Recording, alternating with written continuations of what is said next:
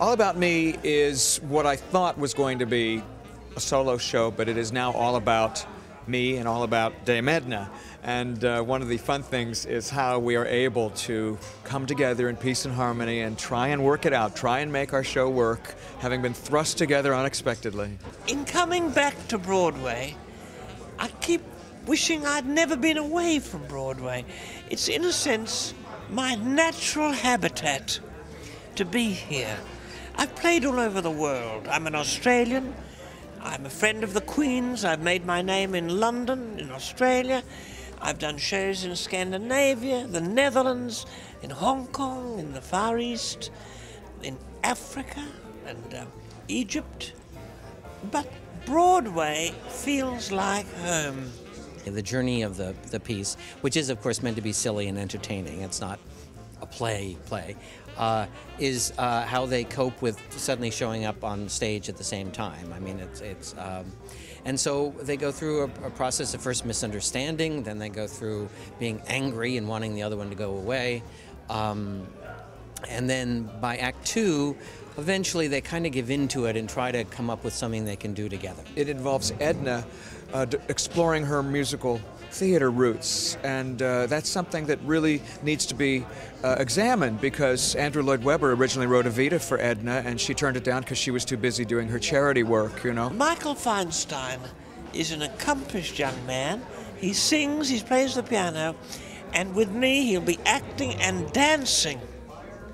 We'll be doing a bit of a Fred Astaire and Ginger Rogers together, and I think people will feel they're getting two shows for the price of one. There's a lot of original material, and then there's also, you know, the great standards that Michael loves singing. So we get a lot of that. We get a lot of Dame Edna's comedy. We got a special material written for her. We also have specialty material written for the two of them. You know, a title song. Just a lot of fun. For a little while, I didn't really want to write anything of Dame Edna, and then when I would write something, and I would say, "Now, are you okay with that line?" And I remember one day he said, "Well, I like the idea. Let me see what..." And I thought, "Oh, that's fine. That made me feel good." I think I'm very lucky that I bring happiness and joy to people without even trying. They just see me.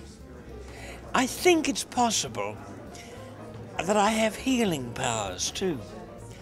Because in cleaning the theatre, they've found funny things under the seats. They have.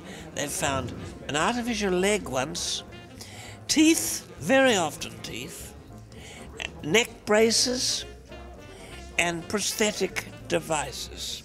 I think it's just a really fun evening, and I think what's going to be fun about it is that you don't know what to expect.